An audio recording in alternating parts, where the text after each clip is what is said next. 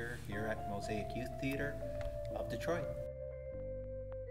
I'm the artistic director of the Warren Consolidated School of Performing Arts. I'm the current chapter director of the Michigan Educational Theater Association, and I'm the director of the Michigan Thespian Organization.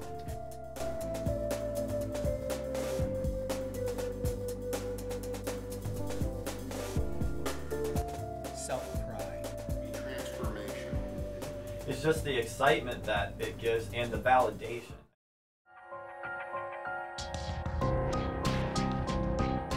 You come from a school and there's only 12 kids in your theater department, and you're out in, whatever town that's surrounded by cornfields, and you don't have access. You haven't seen a professional show. You've never seen a Broadway show. You've never heard about any of these high schools that have so much going on. And then you come to festival and you see that firsthand. You realize, man, we're not alone.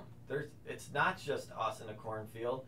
There's thousands of people doing the same thing we do, believing the same way we do, believing in the arts, believing that it can change you, feeling invigorated. And there's no way you can't take that energy and go back, that it's not going to create more of the same. Oftentimes the kids that come to us are not quite as comfortable in their high schools, say. And here they'll find a bunch of like-minded kids. And the competition is of a different sort. And there's a great support here. And while they can do wrong, they find themselves doing right a great deal. And they find a lot of friendship with the other kids. And the work is a team effort. I mean, it's kind of like being on a basketball team. And if you do well on that basketball team, everybody on your team likes and respects you. Well, there's a lot of the same here. And if you screw up pretty badly on the basketball court, then you're going to hear about that as well. So there's a lot of that camaraderie and growth that comes from the discipline of the team sport, if you will. But the team sport is the performing arts. The team sport is being able to sing in a group. The team sport is being able to put on a play, memorize the dance steps, put on a show that you're proud of. Fine arts programming, along with athletics and with all this other special programming in the public schools, offers young people a chance to explore different avenues of self-expression and creativity, but most importantly, offers them an opportunity to find an avenue, an area in which they can succeed, in which they can look at an accomplishment and realize that they have value, that they're capable of doing difficult and important things. Without that, with just the 9-to-5 world of a general ed test, they have no sense of self-worth or self-value. They're being judged against an imaginary standard. There's nothing they are creating or doing. And in many ways, I feel that young people that aren't given the opportunity to express themselves or explore athletics or explore music or explore visual arts are left with a rather thin and uncreative approach to education. There's much talk in the news media about where America ranks in the world in education. Where we rank highest is in creative problem solving.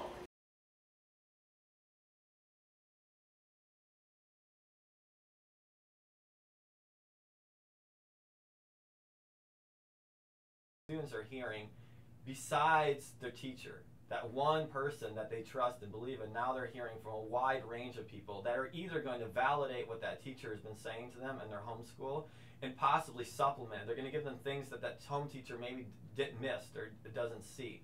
And so they're getting, and that doesn't matter if you're the best actor in the state of Michigan or if it's the first time you've ever done a monologue. It's set up so you can improve. And that's the idea of the festival, that you're going to educate yourself and you're going to get better and everyone's going to get better. And then the last part of the festival is the scholarship competition, which is solely for the seniors, and that is to prep them for the next level and get them the financial backing to become successful in the theater. And that's become the largest part of the festival over the last few years. It's grown from the first year. 5 years ago, we offered $3,000. Eastern Michigan offered $600 scholarships for $3,000, and now every major university in Michigan is there offering $2,250,000 was this year. So it's grown significantly over the last few years. That the kids who finish the program generally go on to college. We have a 95% rate of kids who graduate from high school and then actually go on to college if they stay through the program. Now, the kids who have the discipline to stay through the program generally goes hand in hand, but nonetheless, it's true. Despite the best efforts of a lot of people, I think there's a lot of short-sightedness right now in the state of Michigan. We have people seeking political solutions to educational problems. People championing political agendas at the expense of school kids. And it's not just for the arts in general, it's for all education. If we deny our children opportunity, if we want a bargain basement education, you're going to get a bargain basement result. If we deny them the arts, it's not that we're not creating artists, we're just not creating thinkers. And if we don't create thinkers, the next generation is going to be in desperate shape. There's no doubt. I mean, I'd have to try to slow the growth. I mean, we're trying to control the growth, but there is so much interest that actually the largest problem I'm having right now is we, at this time, are using 8 hotels. We're feeding, we're doing 5,000 meals. It's a pretty big operation. So there isn't a lot of cities that can host that amount of people. So that's what we're working on now. We're actually committed to, at this point, we're at Saginaw Valley State University. That's where we were this year, and that's where we'll be next year. We're on a 3-year plan. This is our 3rd year coming up, and then we'll move to grow it to another site, just as we did before. We moved from Michigan State University to Saginaw because it offered us some more rooms and some more availability, more hotels. Now we're going to probably have to move to a large city like Grand Rapids, possibly Ann Arbor, Detroit, maybe Traverse City. Those are the only cities I think that are large enough to host a festival. So that's a great problem to have, and there's no doubt that we'll continue to grow every year from here out. I think it's going to be exponential growth at this point because we have never marketed before. It's the first year we've ever marketed the festival. Usually our growth was 20 to 30 people a year. We grew 160 this year. It'd probably be a couple hundred next year if it could. So definitely growth.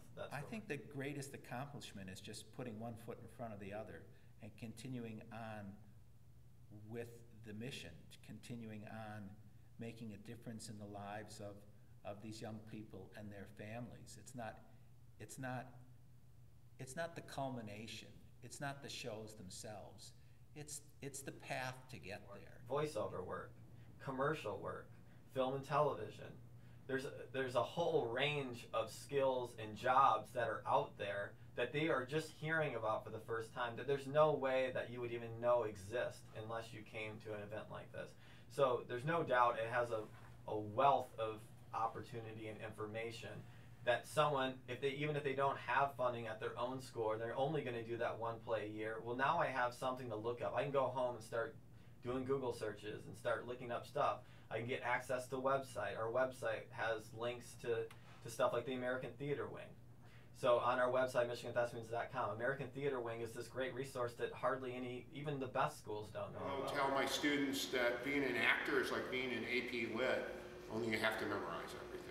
We just completed a production of Shakespeare's As You Like It, and to watch a 17-year-old embrace 50 pages of Shakespeare, memorize it, process it, make sense of it, and be able to perform it, that is a true intellectual accomplishment that can't be gauged on a standardized test.